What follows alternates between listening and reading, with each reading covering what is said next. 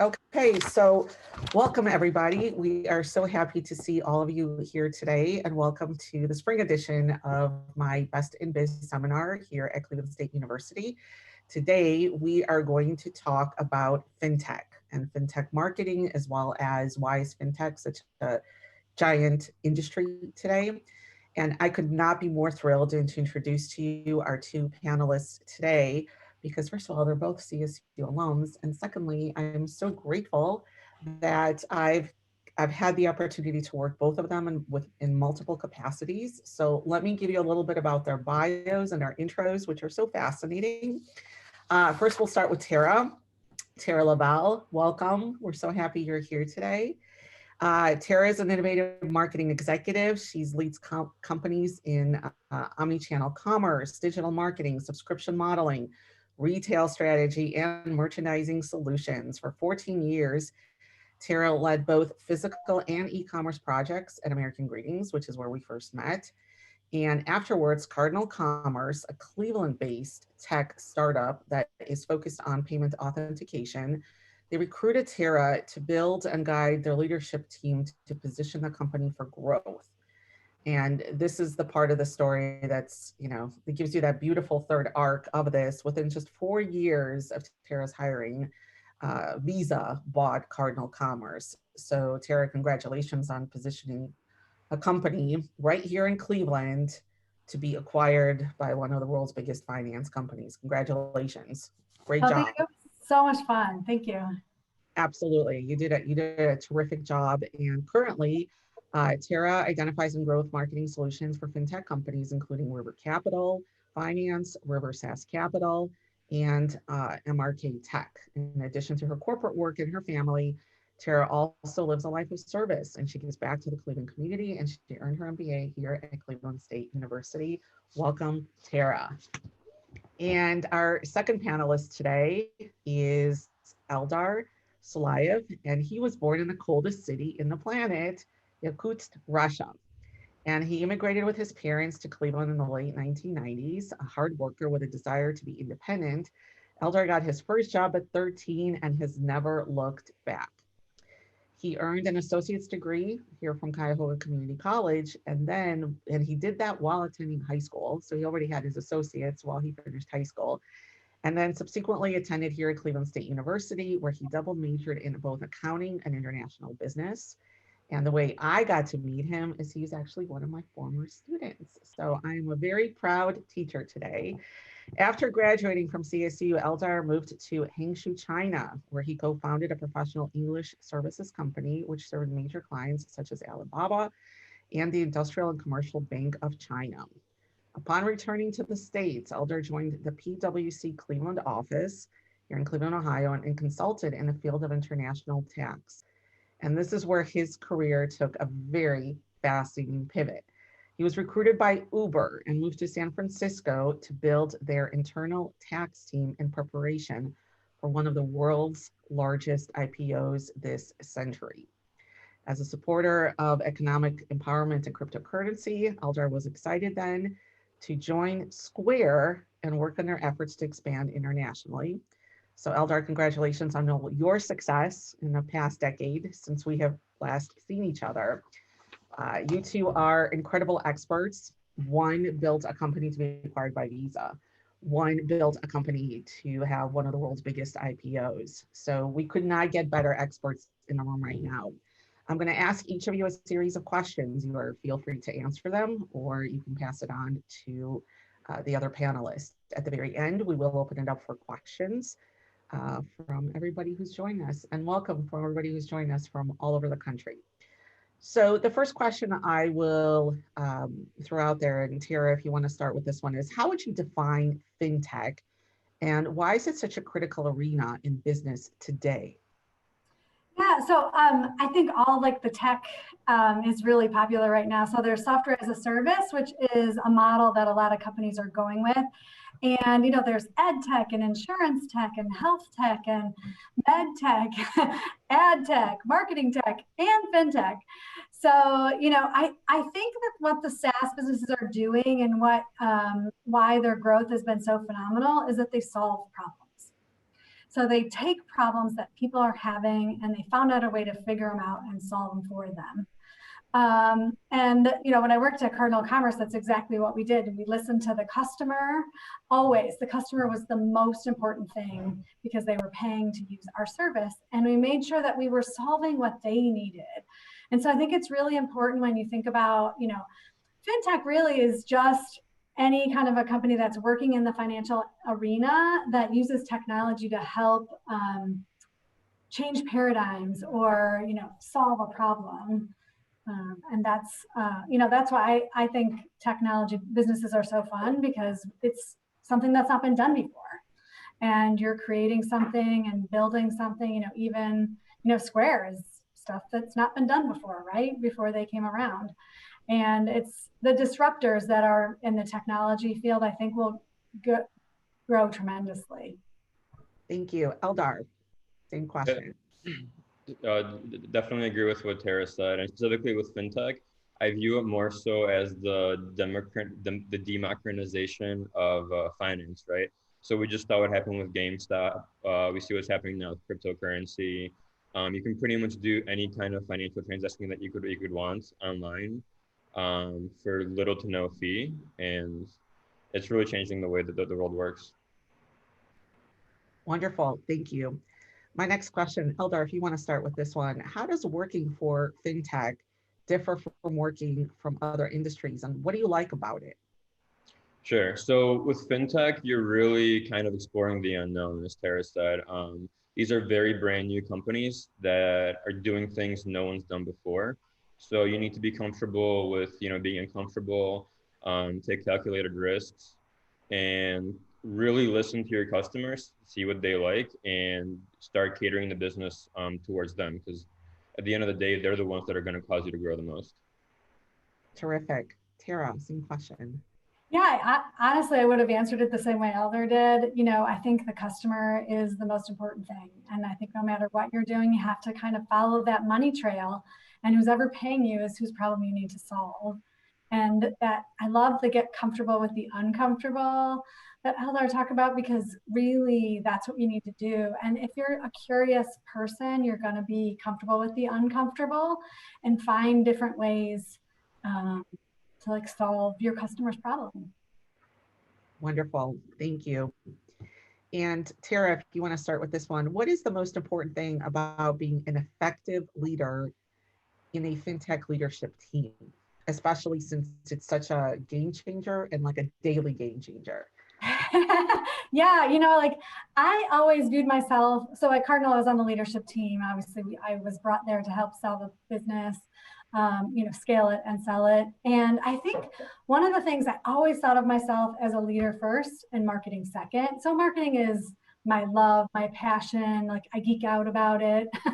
But, I always saw myself as a leader first. So how are we as a team going to grow sales? And then how can I help the rest of the leaders as my teammates go to market together? And, as a marketing role, I want to make sure we're positioning correctly. We're thinking about all our audiences, because we wanted to sell the business. I had to think about the investor community, not just the people who were buying our products. And so I made sure everybody on the team was armed with a toolkit. They felt like they could talk to any of our 5 customers. Our customers were, our actual customers who paid us, merchants and banks. And then, another audience segment was the investor who wanted to buy us, but employees are a customer segment.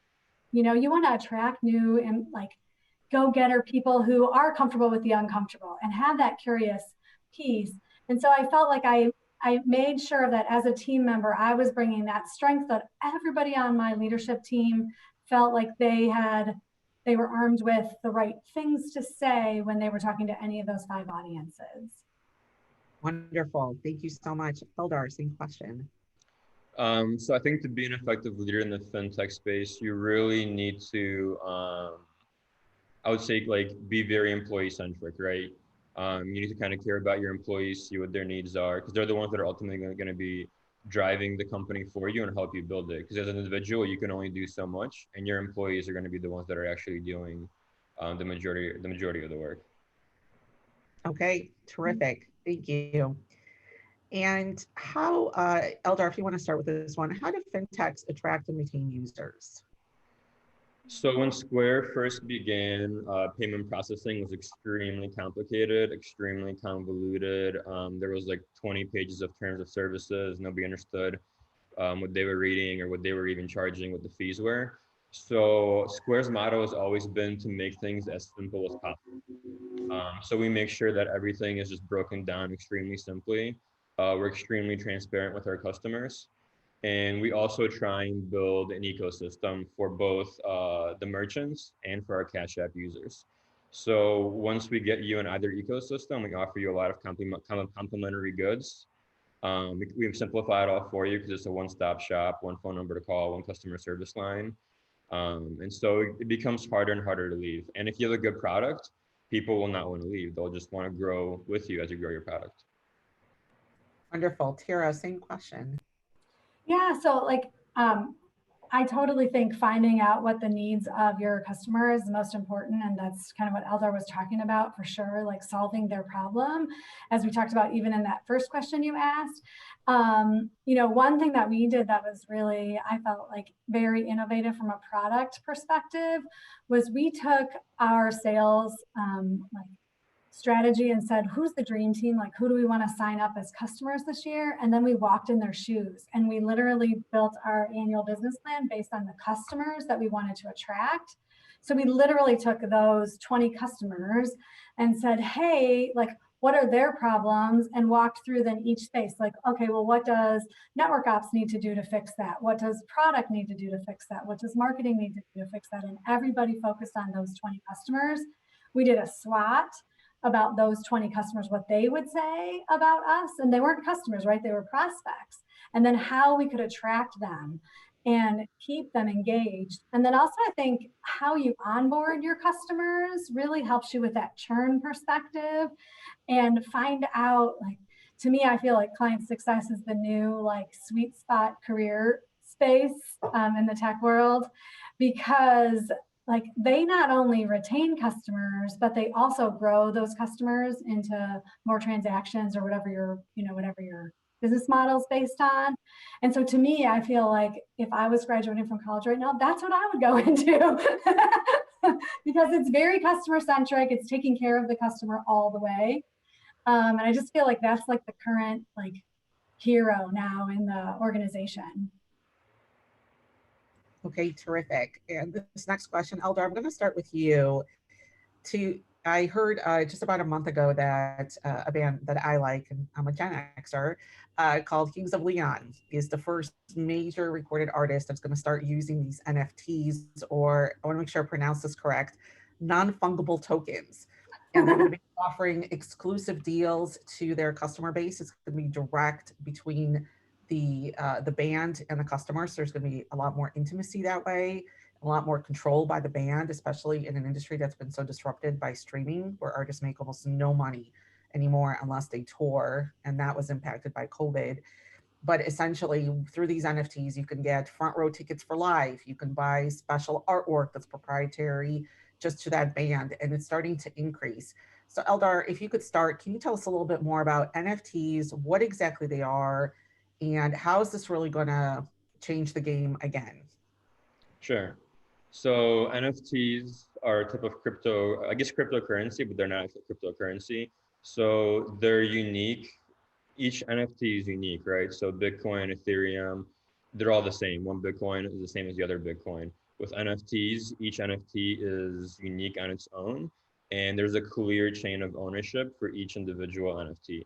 So for example, say I make a digital artwork, and then I put it online to sell, you end up buying it. The ownership, I will still be labeled as a creator. You will not be the owner. And then every single subsequent sale, I will get a cut of revenue from those sales. So it really empowers the creators and the artists because they're the ones that are always benefiting. It's not like there's that they benefit off the speculation of the artwork or of the music. And then Square recently acquired Tidal. And that's one of the things that we want to do with music artists is, you know, how do we merge music and NFTs together, and how do we empower artists to make sure that everyone's heard, the songwriter, the producer, backup vocalist, so on and so forth. You're on mute. Still on mute. You're still on mute. So Tara, what would you like to add to that? Yeah, I don't really have anything to add except that, again, like I think that's getting comfortable with the uncomfortable, right? Like it's things that haven't been done before, but let's do them. And you're solving a real problem in the marketplace. Okay, terrific. Thank you. So Tara, I'll start with you on this one, and then we'll ask Eldar. Can anyone start currency today? One of the things that I just heard actually from one of my students is that social media influencers are now starting to, I don't know if the right word is unionize, but they want to get together and start their own currency as well. I don't know if that's true, but can anyone start their own currency, right? We're living in this very interesting time where 20 years ago, no one ever thought that beyond what's there, anything else could be different. Can anyone start their own currency today? I feel like anyone can start their own anything, right? Like I feel like if you want to do it, just go do it. So I think there's not, I mean, nobody thought about blockchain and using blockchain to do Bitcoin, right? Before that. And that's, I don't know, it's been around maybe 10 years or so, but like I think anything that you want to do that, like non-fungible tokens to me are really like a currency. And you often see things that are even, on Facebook, a lot of the little neighborhood pages and stuff, there's a lot of swaps going on. I mean, it's just, that's what currency was, thousands of years ago. It was, okay, I'm going to give you 2 of my sheep to buy what I need, like crops and seeds or, whatever you were doing. So it's trading. So it's just something that if people think it's of value, they will, go with you. So I think you really can do anything you want to do, to be honest. Great, thank you. Eldar, same question. So starting your own currency is very common and pretty easy. Say you go to Chuck E. Cheese or a carnival, you exchange your real money for either tokens or for one of those little like ticket stubs. And that is the currency of that location. The problem then becomes, well, how do you sustain it? You can't use Chuck E. Cheese tokens outside of Chuck E. Cheese, they're worthless. Same thing with those little ticket stubs. Once you leave the carnival, no one's gonna accept that. So sustaining it is one problem. Another problem is, well, how do people recognize it, right? So for example, in the States, crypto is a commodity, it is not a currency, whereas other countries may view it as a currency. So you can create it, but can you sustain it? And then ultimately, how will the federal government view it as well? Excellent, thank you. So Eldar, will traditional finance institutions survive and will cash soon be obsolete? Yeah, I've been thinking about this for quite a bit the past few years. So when I was in China, I noticed, this was back in maybe 2015, 2016, I noticed that nobody carried wallets anymore. Nobody carried any cash. Everyone just had their phone. So no matter where you go, whether it be a bar, a convenience store, restaurant, you would just pay with your phone. And they were really on the forefront of this digital currency push. And now with COVID, America's starting to slowly catch up to where some of the Asian countries are. Do I think we'll be totally cashless? Probably not, because it'll hurt, older people and be homeless people who don't have access to technology. But I do see the need for cash becoming smaller and smaller, as well as the need for traditional banking, right? I don't remember the last time I went to a physical bank because there's really no need. I open my account online, do my banking online, close my accounts online as well. So I could see branches becoming smaller and smaller and being more like information centers versus actually a place where you do physical banking. Thank you. Tara, same question. Yeah, I mean, it's a question that, Visa asks all the time, right? When I was part of that organization. It is very interesting. I've never really been a heavy cash person personally. But during COVID, it was sort of funny. In all of 2020, I went to a bank machine twice, like literally the whole year. And so it was really sort of eye-opening to me, just on a personal level, like, oh, I don't really need cash. And again, I wasn't much of a cash person anyway, because I do a lot of different kinds of alternative payments. And I do a lot of online banking, as Eldar mentioned. Yeah, so I don't, I think nobody knows, but I think there'll always be some kind of piece of it. Now, this is like a weird personal story, but I have some cousins that live in Ireland, and obviously Ireland is part of, they use the euro. as the currency, but they still have Irish coins in the small towns. So people have like jars of coins that they've had for just years. And in the small towns, they still use that currency, which has been dead, you know, for, I don't know, 20 years, 15 years, whatever that is. So I find that really interesting that like they're, you know, it's kind of like Chuck E. Cheese tokens. They're not worth anything outside of anywhere, but people are willing to accept them kind of in that like barter phrase, like, okay, yeah, you're just picking up some pocket candy or something, like, yeah, okay, we can take the coins. And then, so yeah, I think it'll be, you know, I think there'll be a lot of game changers. I think technology is really evolving faster. As Eldar mentioned, just things usually start in Asia as far as like those kind of trends. And so it'll be very interesting to see when, you know, people's phones are way more important than their wallets. Right? You have a wallet on your phone, a digital wallet. That's a great quote. That's an excellent quote. I love it. So Tara, you've been through this evolution for a while because you got into fintech before it was even called fintech, right? So what do you foresee is next in fintech? Yeah, that's a good question. I think it's very broad because, you know, fintech means a lot of different things to a lot of different people.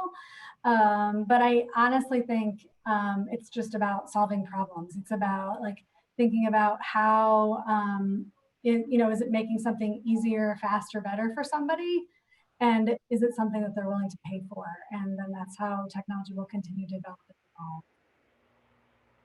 Right, Eldar, same question. Sorry, what was the question? So the question is, what do you foresee to be next in fintech?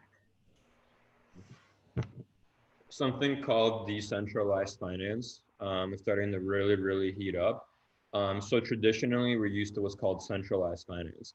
Centralized finance is where you have a central authority controlling the finances. Generally, that is a bank. Decentralized finance eliminates the need of a bank and creates a finance platform on the blockchain. Generally, that's kind of been, more and more platforms are moving to do with what's called a proof of stake, where you can prove out every single transaction. So this will kind of eliminate the need of a middleman. Banks will no longer be nearly as popular. You'll have more control over your money. For example, you can lend it out at an interest rate that you're comfortable with. So I view that as like the next big thing in the financial sector. Wonderful, thank you. So you're both CSU alums, and how did your education here at CSU and our College of Business prepare you for your careers in this evolving industry? Eldar, let's start with you. Sure. So what you will learn in the classroom is like all good and everything, but it's not actually that important. You will forget most of it and you won't use it. I think what's more important is getting to know your professors on a personal level. So people like Alex are really good because they have both, they have really good real world experience, right?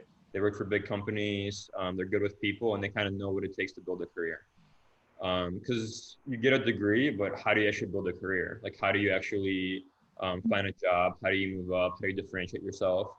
Your professors know that because they've already done that, but they will not teach you this unless you seek this information out. And this information is far more valuable than what's printed in a textbook. Thank you. Tara. That's great advice, Eldar. I think I've done that a lot too in my career, not just professors, but even, you know, your classmates and your colleagues is also like they're a great resource for that as well, for career building and networking. I would say what I learned at Cleveland State, which is going to sound really strange, but I went to night school and I was working full time while I was going to school. And what I learned was the value of time. So I learned that I couldn't, you know, when I was an undergrad, I had the luxury of going to school full time. So if I wanted to work on a project and, you know, I worked on it 72 hours to get something completed, I did. But in grad school, I didn't have that luxury because I was working full time and had requirements of my work. And so I learned to figure out how, like, sometimes when you don't have the time, it's not that you necessarily take shortcuts, but you don't waste time in things that you don't need. And it really taught me about, you know, how to stay focused and say, like, this activity should only take me an hour. So I might like break it down into 3 20-minute segments or something and like get a third of it done in 20 minutes, try to beat the clock. And so I learned a lot of that when I was at Cleveland State.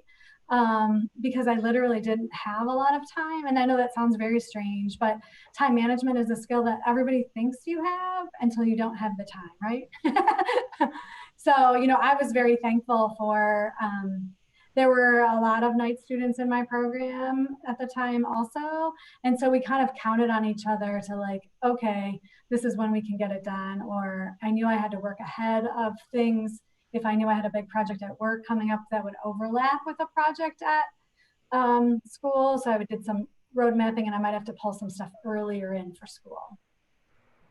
Thank you for that. That's wonderful advice. And Eldar, thank you for that nice feedback. I always tell people helping you succeed professionally, that's my number one job. So whatever I could teach you to get you there faster, that's my job. So what advice would you give? And I'm going to share with you multiple audiences, and we could take them one at a time, where you could just address all three, because the people here that are joining us today, and they'll have the opportunity to view this webinar later, they're at different stages in their life. Some are students here at Cleveland State. Some are, you know, trying to create their own startups. That could be a similar Venn diagram as well. And some could be way more seasoned in their career. They could be senior executives.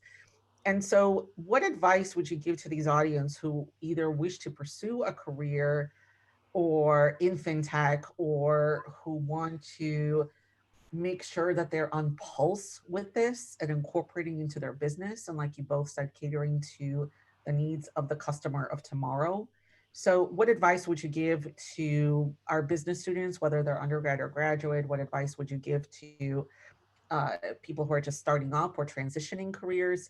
And then what advice would you give to senior executives? Because you all played that role. And I know, Eldar, you've played that role with a much more condensed period of time. And Tara, you've played that role within a much more traditional period of time.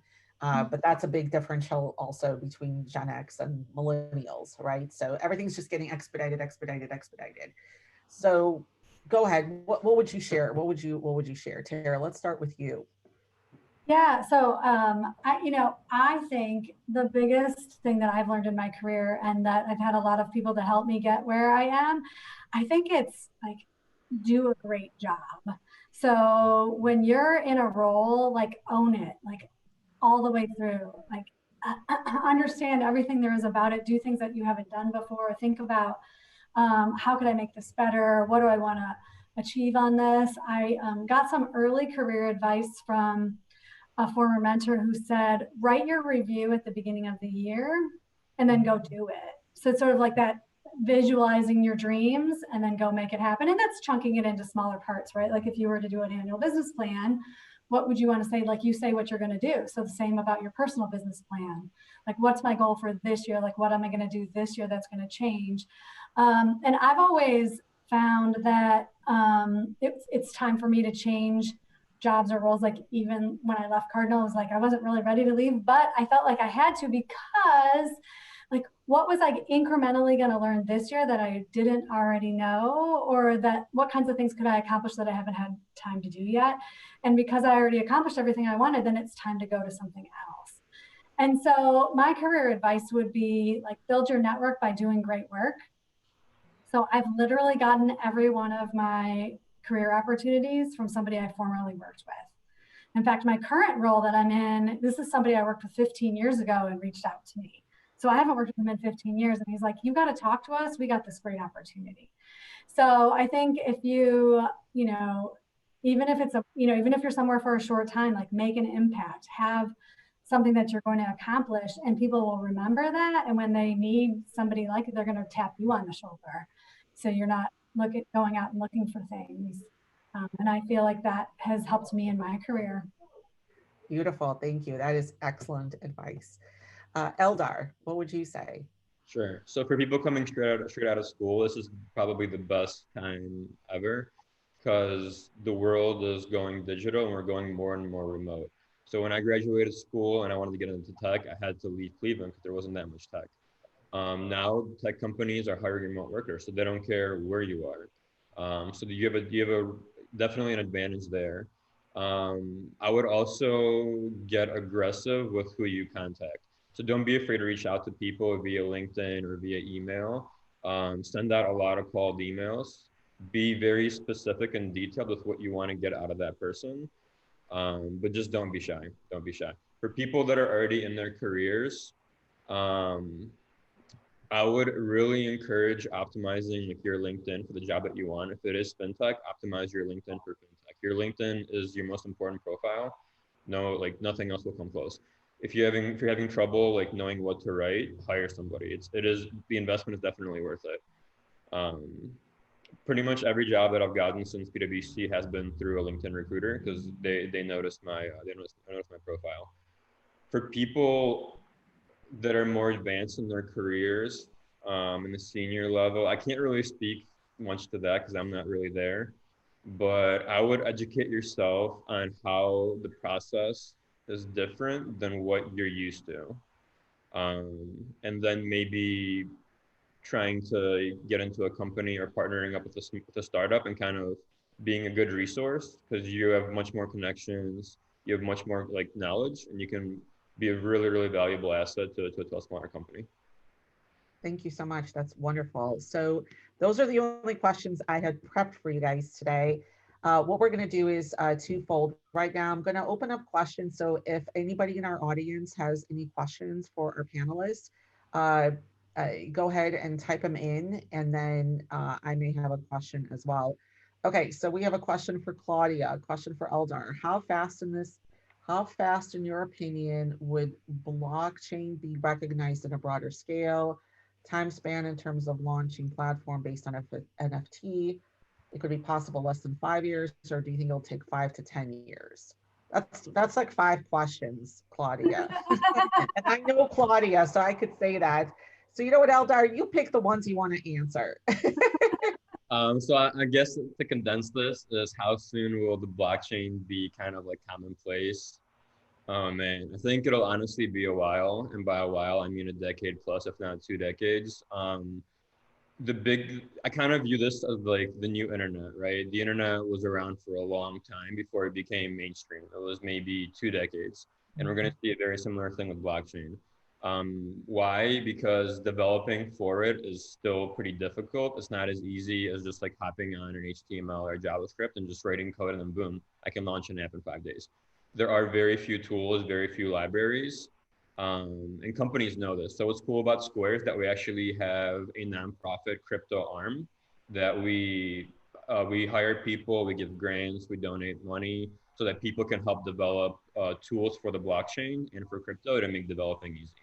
But I don't think it'll be anytime soon. Thank you. And Tara, is there anything you'd like to add to that question? No, I don't have 5 questions. I don't have anything to add. Okay, great. Thank you. So we have another question. How do we prepare for the decentralized finance prediction? How do we prepare for that? Tara, do you want to start with that? And then we'll take it to Eldar. Yeah, well, I think Eldar actually talked about that prediction, so it might make more sense for him to jump in. If that That's makes sense. fine. Yeah. Okay, Eldar, go for it. Sure. I mean, with decentralized finance, definitely start learning about the companies out there. I would just, Google DeFi companies out there and see what they're up to. But definitely own crypto. For me personally, I think the best ones are Bitcoin and Ethereum. Most of the current stuff like NFTs and the DeFi is built on the Ethereum blockchain. So definitely own some of that. Learn how it operates. Play around with it. But just educate yourself on what it is and how it works. I think that's really the best way to do it. And you know what, let me do a follow-up question to that I was actually going to ask. If somebody wants to, besides the expertise that we have in this room right now, if somebody here who's in the audience wants to understand more about blockchain, about cryptocurrency, it's something we actually discuss in my international business class. There's a lot of information out there, but there's also a lot of junk information that's out there. So who would you recommend as a good source, or whether it's the website or the person or whatever it is, who would you recommend as a credible source that folks can go to say, okay, I can read this, I can understand this, and this can be actionable, and it is the truth, at least right now, before things change again? Sure. So I would look at established companies that are in the space. So I'm sure like Square has a bunch of stuff published out there. Coinbase recently IPO'd. Companies like Coinbase and Gemini, it's in their best interest to educate their customers so that the customers know how to use the platform and what it is. They have a ton of good resources. Anthony Pompliano, or the Pomp as he's called, he's very big on social media. He was one of like the first people to really go heavy into crypto from a purely investment perspective back when everyone thought it was kind of a joke. So I would focus on those people. Great, thank you. Tara, do you have any other recommendations for folks who really want to understand what this space is really all about, whether it's to do it for themselves, within their home to invest, or whether it is for their career as well? No, I think Elder kind of covered it. Okay, terrific. So we have a question. So Tara, what is the goal that you set for yourself at the beginning of this year? That comes from Marlise. So it's very interesting because I'm working at some of the businesses I'm working on are a startup. And so I want to make sure that I have all the foundational elements in place so that I can just like jump off and get some like big goals accomplished as far as getting some new orders and stuff in the door, as marketing works with sales closely to do that. But I want to make it easier so that it's sort of like I'm building the engine that will just then kind of turn by itself. And so there's just a lot of foundational work that has to get done. And so I really put together a really steep plan. I don't know that I will be able to accomplish it all, but I'm having a lot of fun so far. And we're just one quarter in, so I feel like I might be able to hit my goal. Well, Great question. If anyone can do it, Tara, it's you. And I say that because Tara and I have worked in multiple projects together in multiple capacity. And I could tell you what makes her stand out as a leader is twofold. She's one of the most effective communicators that I've ever worked with. There's no mystery of what needs to get done or why. And she's also incredibly kind. And right now, especially after COVID, I know one of the big words is about, empathy and authenticity. Those are, the big themes right now. But I could tell you from knowing Tara for almost 2 decades now, almost, we're getting there, is that she delivers on incredible clear communication. There's literally never a mystery of what everyone needs to get done by when and with whom. But she also brings a kindness into the room. There's an energy that she brings into the room. And the energy that a leader brings into the room, especially when we're going to be heading back into physical buildings, that drives so much. So learn from the leaders that bring the positive energy into the room, but also learn from the leaders that bring the toxic energy into the room, and learn not to be that way, right? Because I know Terry and I both sat in some meetings together where there was some toxic energy in the room and you just want to leave and you don't want to be there.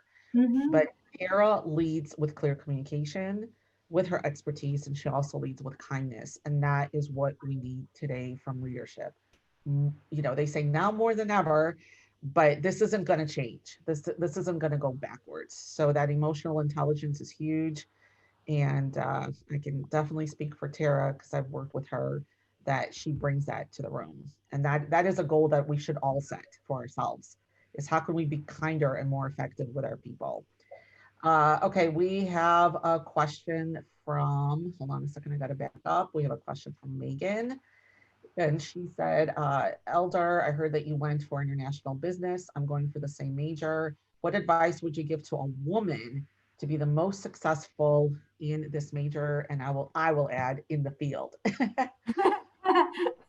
So I doubled in accounting and international business. I will be honest, international business on its own will be somewhat difficult to maybe get a job that you want. It's not a very detailed field, and it's not a very numbers-based field. Like, it's not like a true STEM major, right? But I would say be aggressive in the job that you would want, and try and differentiate yourself and show the person that you're interviewing with or that you're talking to, like, what is it that sets you apart and why you'll be successful in this role. But for international business, it's a very broad field. So definitely try and like scope down of what it is that you want to do, whether it's a field or the type of company that you want to work for. That's great advice. Thank you. And I have to say Eldar also has a very high EQ. And, I've been teaching for a decade to this day. He's the only student, whether it was undergrad or grad, that I ever gave the chalk to go talk about stuff to the rest of the classroom in a way that I knew I could not deliver on. And I will never forget that day where you talked about the Federal Reserve. So he just got up and he did it in a way where the whole class just kind of sat back and everybody's jaw dropped, including mine. So I know that you bring a very, very, as I call it, a very unique Liam Neeson set of skills into wherever you go, Eldar. And your international experience is also right. You were born in one country, right? You lived in another country. You started a business in a third country. Do you have any experience beyond, just beyond Russia, China, and the United States, right? Of the BRIC countries, you've already lived in two of them. When you go into Brazil, right? But what other international experience? You speak what, 2 or 3? How many languages do you speak, Eldar? Just two. Just two. So. And then what other, I know that you've traveled a lot, but have you spent any long periods of time besides, where you were born in Russia and then China and the United States? Were there any other countries where you spent, let's say, over a month or about a month to absorb their culture? So my dad's from Azerbaijan, also former Soviet Union. So I did spend quite a long time there. For those that don't know, Azerbaijan is a very small oil country between Iran and Russia. It's like a Muslim country, but it's not like hardcore Muslim. It is more of a modern country. So that was pretty eye-opening in terms of seeing Muslim culture, seeing how it operates, and just seeing how like those small oil countries work, which was very interesting. Other than that, I do like to travel. I've been to maybe 30 some countries. I think traveling is super important, especially internationally, and getting to know people's cultures and why they do the things they do. Like it always fascinates me. No, that's absolutely true. Actually, I just shared with my international business students, I said, you have to get out of Cleveland. You have to go break bread in other people's countries and break bread with them the way they break bread. And I said, and at minimum, watch every single episode of every Anthony Bourdain show that he has ever done as a warm up to when you need to go, where you need to go. And I've met him and he was just as genuine and real. And so when he broke bread with people in other countries, his humbleness shone through because he was there to learn. So that's the advice I give to all my international business students. Go explore, go learn how everything works, forget what's happening in the media, go see it with your own eyes, go eat it with your own, with your own fork, and then enjoy that culture because you'll change forever in a good way. So let me see, we've got a couple more messages. I love the questions that are coming through here. Okay. We have a question from Michael. What advice would you give for someone going into the business marketing field? What would be a standout quality? Well, Tara already mentioned, do your best work. That is a standout quality. Do your very best work, delivering your best. What are some other pieces of advice, Tara, would you give? So in marketing specifically, I think marketing is a really broad field. So, there's a lot of different disciplines in marketing, and decide like what you want, which part of that drives your energy. Like where do you get energy? Where do you give energy?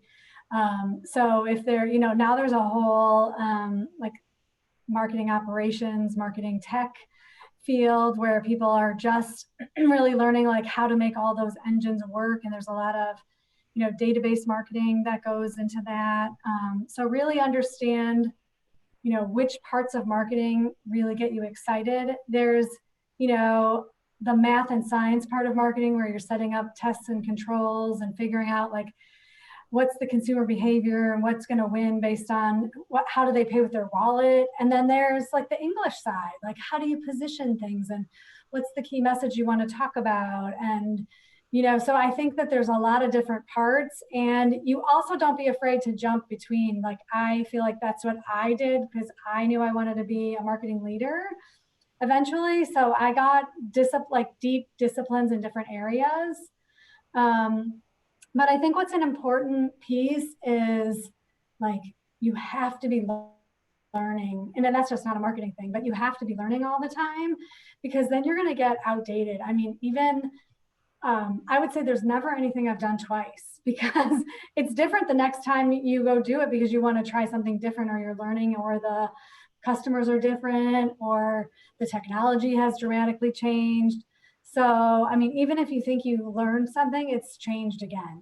So a couple years ago, so my early out of college, like love, and it's still like my heart of heart loves, was research. Like I loved finding out like why people do what they do and why they buy certain things. And research was just the perfect piece for that. And I was such a science geek that fit really well. But interestingly enough, just about, I think it was like 2 years ago, we did an online focus group for something that we wanted to learn about. And it was so interesting because people just came in and out of the chat room. So they weren't even all there at the same time, but the moderator like guided the discussion for whoever was there.